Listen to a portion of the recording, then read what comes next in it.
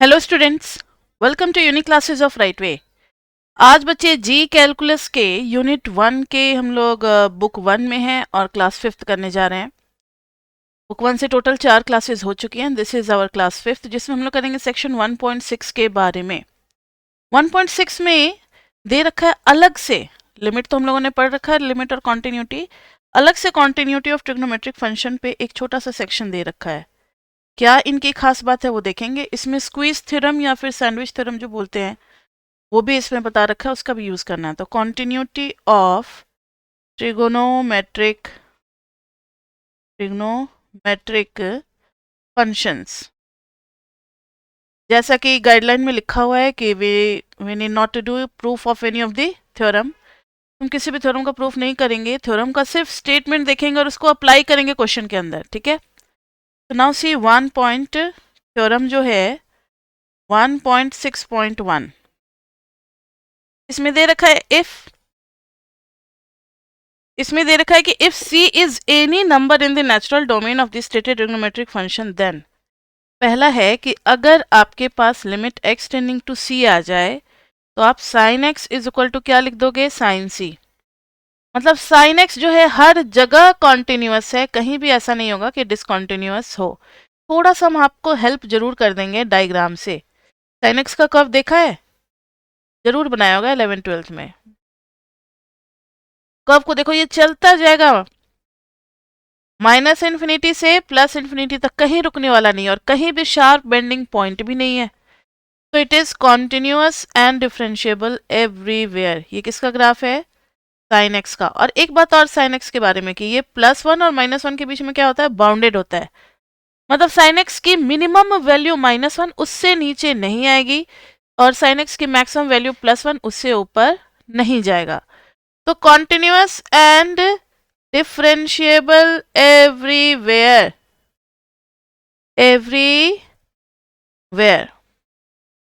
ऐसा ही कुछ हम cos x के बारे में भी कह सकते हैं।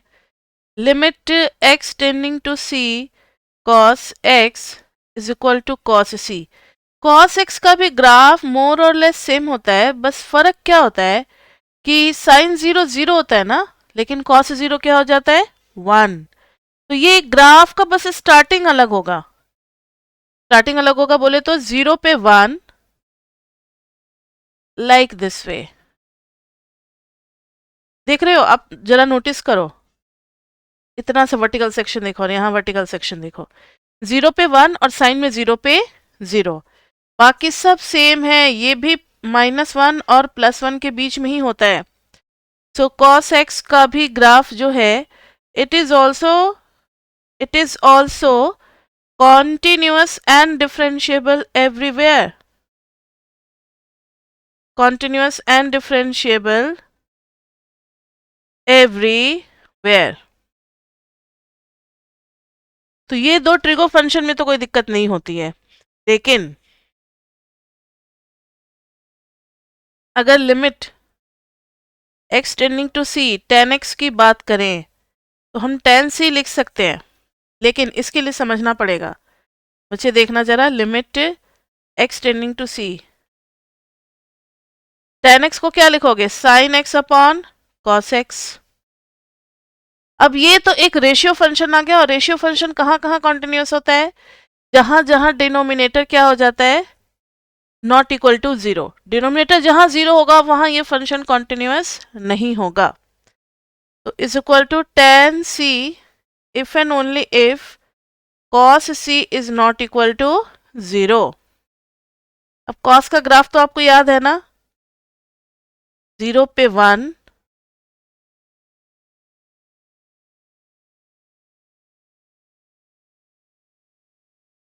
ये हम थोड़ा अलग से बता देते हैं क्योंकि फिर पता नहीं दोबारा का मौका मिलेगा पढ़ने का। ये पता होना चाहिए आप लोगों को। This is 1 and this is -1। अब आप मुझे बताओ कि cos कब कब 0 होने के चांसेस हैं। पहला पॉइंट है π/2, this is 0, this is pi, this is 3π/2, this is 2π, this is 5π/2, like this way. फिर ये है, मतलब सीधी सी बात देखो ना, 5π/2 आ गया, 3 के बाद 5 आ रहा है, 5 के बाद क्या आ जाएगा, 7 आ जाएगा। इधर भी चलेंगे तो -π/2, फिर -3π/2, फिर -5π/2, इन सब पे 0 है। तो C should not be equal to +-π/2, +-3π/2, +-5π/2, +-7π/2। C should not be equal to, तो C should not be equal to, आप कुछ ध्यान दे रहे हो कि ये सब π/2 के ऑड मल्टीपल्स हैं। ऑड मल्टीपल्स के लिए हम एक फैक्टर लगा सकते हैं 2n+1 into π/2 where n belongs to integer. जरा देखना, n की जगह पे जैसे ही आप 0 डालोगे तो 2 इंटू 0 0 +1, तो ये π/2 आ गया, प्लस वाला π/2 आ गया, कवर हो गया। जैसे ही आप -1 डालोगे तो -2 + 1 -π/2 कवर हो गया। फिर +1 डालोगे तो 3π/2। इसी तरीके से सारे वैल्यूज आते जाएंगे, एक बार 0, एक बार -1, एक बार +1, -2 +2, -3 +3। इस तरीके से वैल्यू डालते जाओ, सारे पॉइंट्स मिलते जाएंगे। तो 10x के बारे में हम लोग इतनी आसानी से नहीं कह सकते, एक बार कंफर्म करना पड़ेगा कि C इनमें से कोई वैल्यू ना हो, तभी 10x जो है वो क्या होगा, कॉन्टिन्यूअस होगा। अब तो आप समझ गए होंगे। 10x में नीचे में cos x आता है, तो जहां जहां cos x 0 होगा वहां वहां फंक्शन डिफाइंड नहीं होगा और कॉन्टिन्यूअस भी नहीं होगा। 10x के बाद क्या है, limit x tending to C cosec x। cosec x में क्या होगा बच्चे, इसमें भी हम लिखेंगे limit x tending to C 1/sin x is equal to 1/sin C, तभी लिखेंगे if C is not equal to किसके, अभी खाली छोड़ देते हैं जगह। साइन का ग्राफ याद है सबको, 0 पे 0, 1 -1, लाइक दिस वे, इधर से इधर, इधर इधर। साइन का तो इजी होता है, 0, पाई, 2π, 3π, -π, -2π, इन सब जगह पे 0 होता है। तो sin x is 0 if x is equal to n π where n belongs to integer। तो C should not be equal to n π where n belongs to integer, तब जाकर के ये फंक्शन क्या होगा, कॉन्टिन्यूअस होगा। अब आप सारे ट्रिगो फंक्शंस का कॉन्टिन्यूटी और डोमेन वगैरह सब डिस्कस कर सकते हो।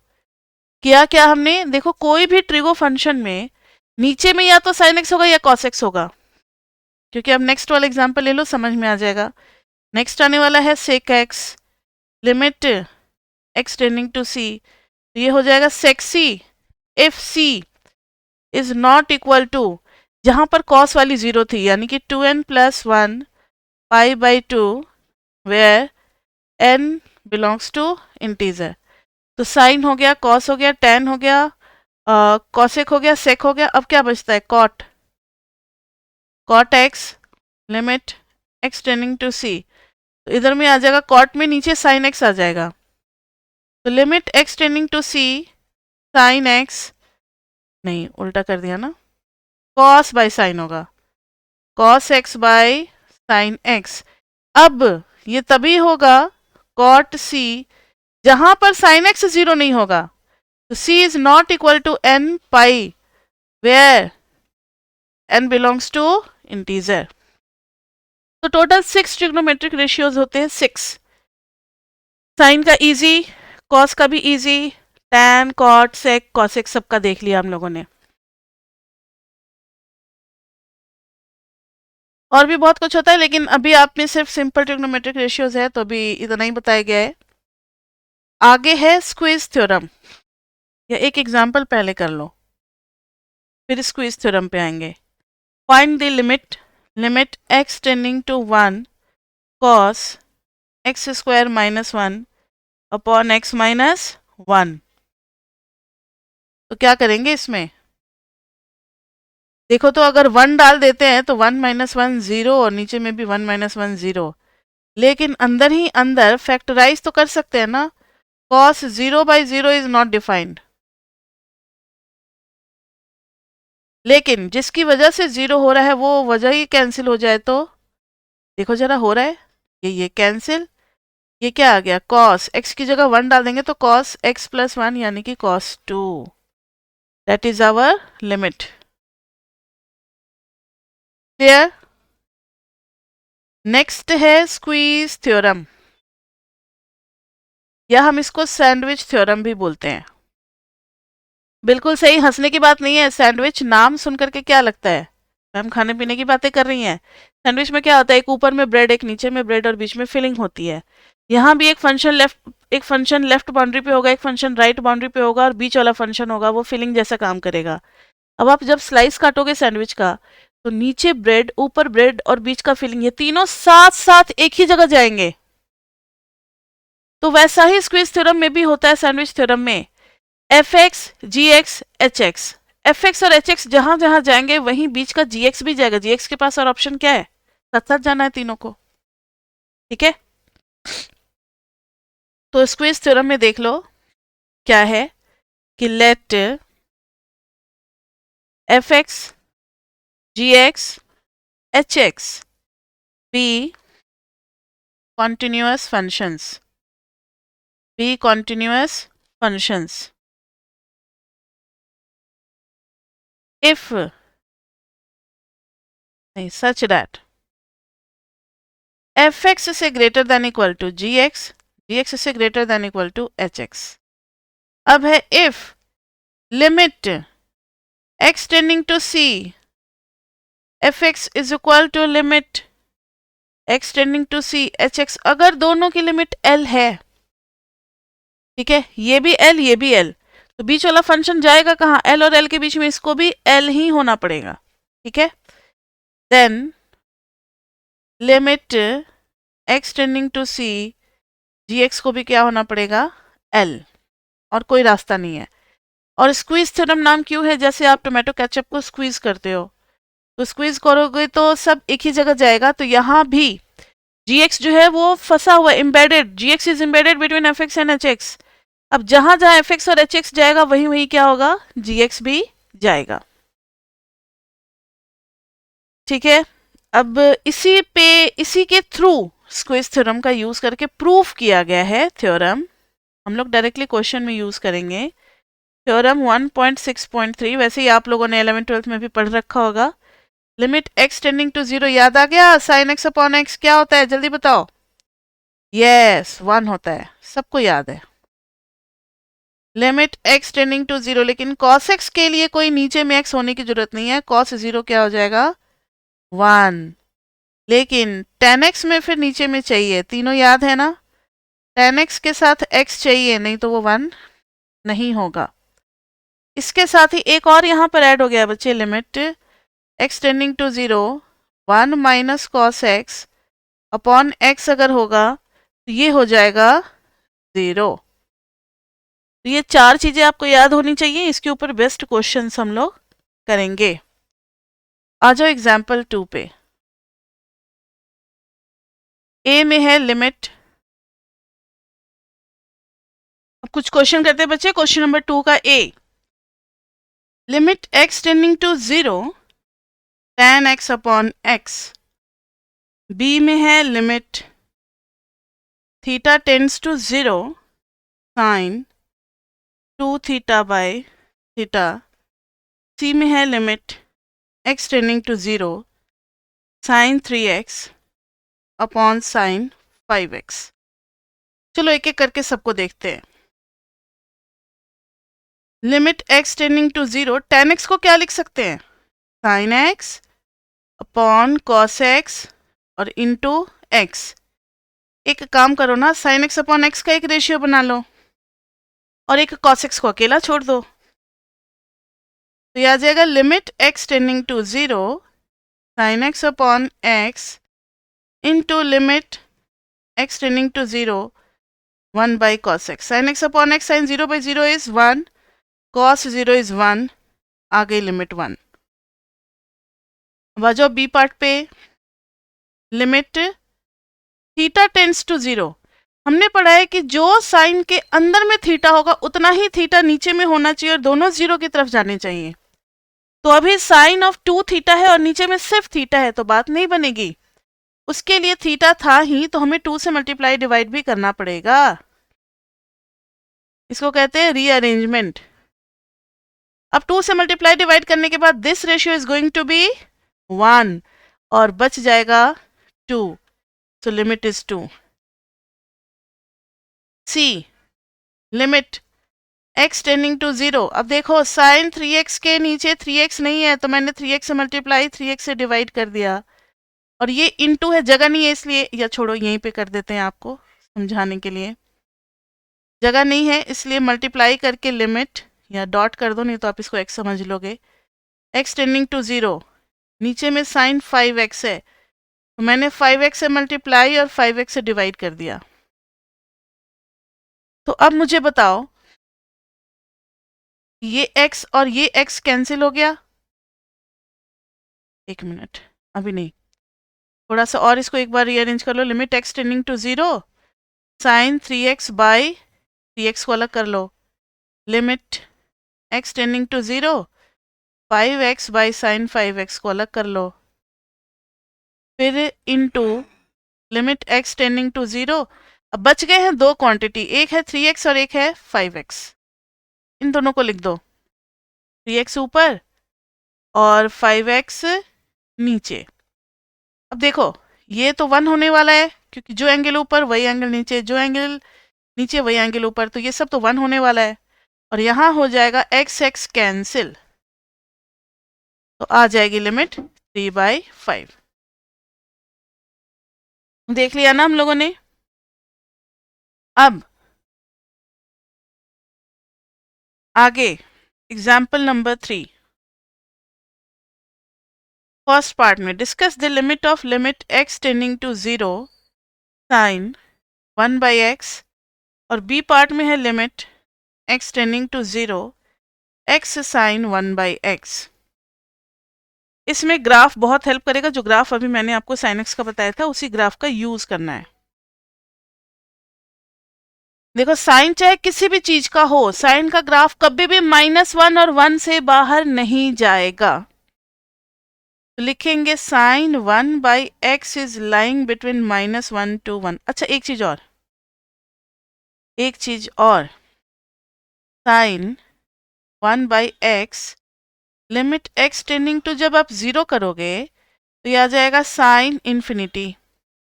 अब इन्फिनिटी में जहां जा करके साइन कहां पर स्टॉप कर रहा होगा हमें क्या पता, बस इतना पता है कि ये -1 से 1 के बीच में होगी, लेकिन ये 0.1 होगी या -0.1 ये हम नहीं बता सकते, कुछ ना कुछ तो होगा। अब इसका लिमिट निकालने का तरीका देखो, we will use squeeze theorem. तो साइन 1/x जो है वो किसके किसके बीच में होगा, -1 से 1 के बीच में। क्लियर है, क्योंकि इसके बाहर तो जा ही नहीं सकता। अब आप लिमिट लगा दो हर तरफ, limit x tending to 0 -1, limit x tending to 0 sine 1/x, limit x tending to 0 1। क्या -1 पे कोई फर्क पड़ेगा x का, नहीं ना, इस पे भी कोई फर्क पड़ेगा x का, नहीं। This is -1, limit x tending to 0 sine 1/x is less than equal to +1। अब -1 और +1 के बीच में है, लेकिन क्या है हमें नहीं पता, सो लिमिट डज नॉट, लिखेंगे since limit is not unique, since limit is not unique, hence it does not exist, hence it does not exist। Clear. वहीं अगर आप x sin x पे चले आते हो बी पार्ट पे, तो कुछ बात बन सकती है। क्या बात बनेगी कि साइन 1/x तो हमें पता है कि -1 से 1 के बीच में, लेकिन एक x भी तो मल्टीप्लाइड है, तो सब में x से मल्टीप्लाई करो, किसी एक जगह नहीं मल्टीप्लाई कर सकते, इनइक्वलिटी में हर जगह मल्टीप्लाई करना होता है। तो -x into sine 1/x less than equal to x। अब लिमिट लगा देंगे x tending to 0 -x less than equal to limit x tending to 0 x into sine 1/x limit x tending to 0 x, ये कितना आ गया -x मतलब 0। इसकी तो limit नहीं पता है हमें, बीच वाले को तो भी छोड़ दो, लेकिन इसका तो पता लग गया। x की लिमिट क्या होगी भाई, जब x की जगह 0 डालेंगे तो 0। अब जरा देखना, स्क्वीज थ्योरम से ये भी 0 और ये भी 0, बीच में फंसा हुआ है ये, इसकी भी वैल्यू क्या होनी पड़ेगी,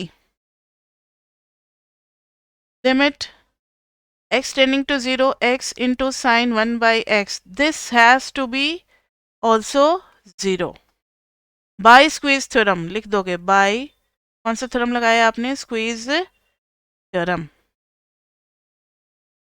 तो यही होता है, ट्रिगो का बेसिक नॉलेज होना चाहिए कि कौन सी चीज किसके किसके बीच में होती है। जैसे आपने साइन एक्स के साथ स्टार्ट किया, वैसे ही कॉस एक्स भी कहाँ से कहाँ के बीच में होगा, -1 to 1 के बीच में, ये भी याद रखना है आपको।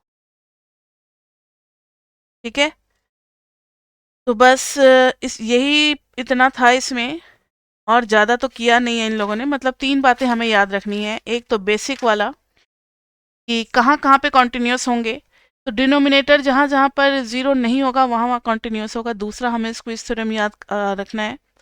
तीसरा वो अरेंजमेंट वाला साइन थीटा बाई थीटा, तो साइन 3 थीटा बाई 3 थीटा करना पड़ेगा। यही 3 टाइप के ट्रिगो के क्वेश्चंस हैं आपके कोर्स में। तो सेक्शन 1.6 तो कंप्लीट होता है, और अब चैप्टर 1 हो गया बुक 1 का, और अब इसके साथ ही बुक 2 है।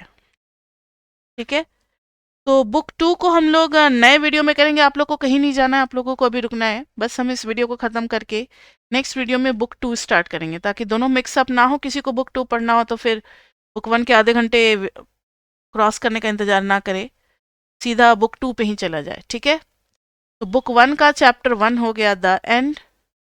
नेक्स्ट बुक 1 में अब हम लोग चैप्टर 2 स्टार्ट करेंगे। अभी हम लोग बुक 2 पे मूव कर रहे हैं, जिसमें करेंगे गोरख वाली बुक से टाइप्स ऑफ डिसकंटिन्यूटी और कुछ क्वेश्चंस हैं उसके। तो इसमें भी आधा घंटा से 1 घंटा ही लगना है, ज़्यादा नहीं लगना है। ठीक है, तो इसको करते हैं हम लोग। अभी तक के लिए इतना ही, फिर मिलते हैं अभी बुक 2 वाले वीडियो में। Bye bye bye bye bye bye.